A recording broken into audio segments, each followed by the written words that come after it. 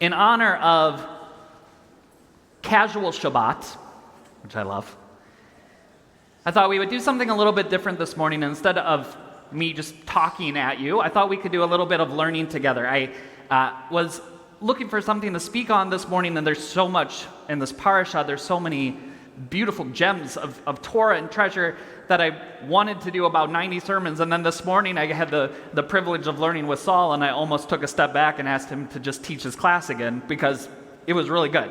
It's really fascinating parasha this morning. So we're going to do a little bit of learning together. And one of the things that makes this learn, you'll see that I have the second source here, which I actually haven't translated. So I thought that what we could do is actually do a little bit of the Hebrew together, because when we figure out what the Hebrew says, it actually comes with this incredible piece of Talmud. But I want to set the stage first. So as Saul was introducing earlier, this parasha has within it one of the most interesting aspects of Torah, which is the section of tochacha, the section of rebuke, of curses. And as Saul did, when you read these traditionally, when you read these curses, you do so in a hushed tone, in a lower voice, so that you separate that from the other blessings of Torah. So these curses are read in a softer tone. And as Saul taught this morning, which is such a beautiful and important thing to remember, is when the Bible was written, when the Hebrew Bible was written, when the Torah was written, these curses were seen as prophetic warnings. Don't do these things lest this happens. We now are in the period of hindsight where we see things a little bit differently. In 2024, this is not a prophetic warning of what might happen. This is a history book of what did happen. It points out what happened, these curses, that they all came true. They all came to be. And we could talk about why that is, and if there is a direct connection between the Torah and between not keeping the mitzvot and what eventually happened as far as the destruction of the first temple and then the destruction of the second temple. So a reminder to catch us up historically here, the first temple was destroyed. Can anyone tell me why the first temple was destroyed according to rabbinic tradition? It's the second one. So the first temple, idol worship, avodah zarah. The worshiping of different gods of foreign idols. All right? The second temple was destroyed, Marjorie, because of sinat chinam. Because our rabbis teach us that the baseless hatred of one Jew against another caused the destruction of the second temple. So this sets the stage for us. Here's the tochacha in the book of Leviticus, the ending of the book of Leviticus that says, follow my laws, keep my commandments, or else, we'll read together that very first source. What happens if you don't fulfill my mitzvot? And you I will scatter among the nations, and I will unsheath the sword against you. Your land shall become a desolation, and your cities a ruin. That's what we have in the Torah. Now the rabbis come, and to set the stage for how the rabbis read this, this is truly remarkable, right? We have to remember that in the year 70, Common Era, the second temple is destroyed. And the most important theological moment in all of Jewish history takes place because before the second temple is destroyed, the place of worship, the physical place of worship where all the Jews would go on pilgrimage to visit God's dwelling place, God's physical dwelling place on earth, was the Beit HaMikdash, was the temple. God dwelt within the Beit HaMikdash. If you wanted to experience the presence of God, you had to make Chag, which our Muslim brothers and sisters call Hajj, which means pilgrimage, right? To go somewhere and to be able to worship God in God's holy place. And for our ancestors, that was the temple. And so our ancestors would come on the Shalosh Regalim, on these 3 different festivals, and they would gather at the holy temple in Jerusalem. But the consequential moment, this great consequential moment in Jewish history happens, the most theologically consequential moment in Jewish history happens with the destruction of the second temple, because it is not the destruction of a building, it is the destruction of God's home, of God's physical home. And if that is your theology, then when the temple is destroyed, when God's home is destroyed by the Romans and is left in ruins, you really have 2 choices. The rabbis really had 2 choices. One, that's it. Judaism's over. If God's dwelling place is destroyed, one can surmise that God's self is destroyed with it. That's the end of Judaism. But the rabbis didn't do that. The rabbis took a second approach. And the approach they took is the most radical thing that has happened in Jewish history, which was that the rabbis said, God's house was destroyed, we were destroyed, we were dispersed among the nations, and God went into exile with us. It's a radical change of language that God goes from the powerful God of war and of thunder and agriculture, and is now referred to often within the Talmud as Shekhinah, as God's presence. And note that it takes on a feminine form because in that moment, the Jews didn't need the God of might and military. The Jews needed a God of consolation, of motherly love, of being able to take care of people when they're at their lowest point in history.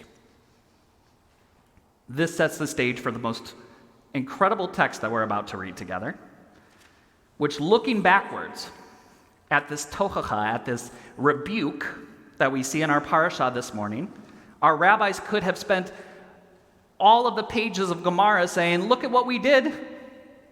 Look at what we did to warrant this because of sinat chinam, because of avodah zarah, because of not following the mitzvot, because of not following the commandments. We have warranted this place of desolation. Look at our pity. Look at how terrible we have fallen. Look at how far we have fallen. They could have easily done that. But what they do in the Talmud is pretty amazing. Commenting on this verse that we just read, we see the next text. Could someone read for us? Be nice and loud in the Hebrew, V'amar Rabbi Elazar.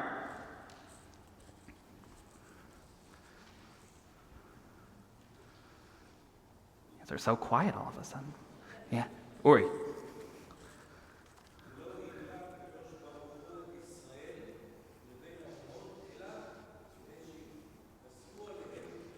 Okay. Amar Rabbi Elazar. Rabbi Elazar said, Lo higla HaKadosh Baruch Hu. Who's the Kadosh Baruch Hu? God. God did not. What is higla? Anyone know higla? Scatter, spread out. Yisrael, we're talking about the people of Israel, right? Not the place of Israel. Levein ha'umot, to all of the nations in the world. God did not spread out the Jewish people to all of the nations of the world. Ella, if and not for, except for the fact of, in order to, kedei sheyitosfu alehem gerim, to spread them out through the nations in order that they should add for themselves gerim, converts. Converts. What an incredible piece of text that the rabbis could have sat there and said, look at how we are destroyed, look at how far we have been crushed, we are now spread out throughout the entire world. They didn't know about Michigan yet, but all the way to Michigan, that Jews can be spread throughout the entire world, and to look at this period of tochacha, of rebuke, and instead of saying, woe on us, pity on us, the rabbis do the most radical thing I could possibly imagine and say, thank God we got spread throughout the world, because when we got spread throughout the world, we added Jews by choice. That is remarkable. To take something that feels like it was the most crushing moment in Jewish history, and for the rabbis to find an incredible blessing within it. And I'm not telling you this source, and I'm not using this source in a vacuum, and I want to tell you why. Because this week, I was telling our congregational president, Matthew Miller, earlier, this week I was on the phone with 4 different people who wanted to join the Jewish people. 4 people in 1 week at a time where I am saying to them, are you crazy? Are you crazy? Look around you. We are hated. People hate us. And I said this to them. I said, why would you want to do this? And one of them said, I have friends who are Jewish, and in this period where I know that they are struggling and they are hurting, the way that they have responded is by being more active in community, doing more Judaism, and spending more time with family. I want to be part of that. It makes me emotional saying it. I think there is this point where we look at the world around us and we say, why don't you get it? Look at how we've suffered. Look at how we're hurting. Look at how we're ailing. And this is a sermon for another time. This is a conversation for another time. But my friends, the great majority of the world doesn't care when Jews suffer. They don't. I know that is a bleak, pessimistic thing to say, but it's true. But when Jews do Jewish, when Jews are filled with pride and love for who we are, people notice. People notice. And not only do we get the blessing of them noticing, every once in a while, those souls that were at Sinai, who are born into non-Jewish bodies, find their way home. And when they find their way home, we get a double blessing. One of the blessings is that we get our family member back. But one of the second blessings, and the blessing that I needed to hear this week, is a reminder of how remarkable the Jewish people are. Because at a time when we want to pull out our hair and say, why is no one noticing us? When we're suffering, when we need help, when we need people to rally around us, some people respond by saying, I'm sorry that no one's here, but when you do Jewish, it's incredible. I want to be that. I want to come home.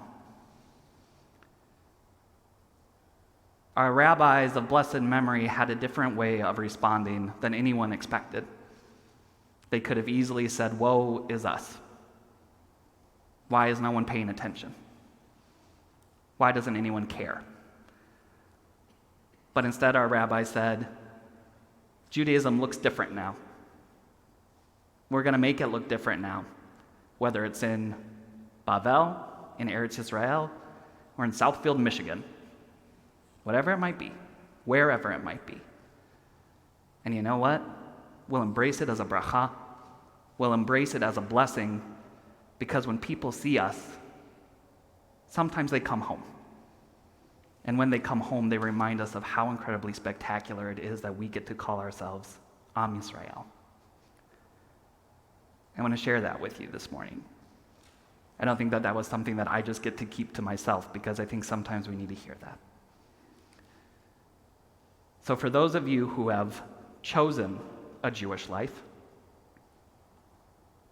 please know just how incredibly amazing you are. For those of you who have a Jew of choice in your life in some capacity, the rabbis tell us not to point out that someone converts, but if they are willing to talk about their conversion process with anyone, celebrate them, because it's amazing. And because I know that there are people in this room who are actively in the process of joining the Jewish people, know that now more than ever, we see your courage, we see your conviction, and we are honored that you are part of us. Truly. Shabbat shalom, everyone.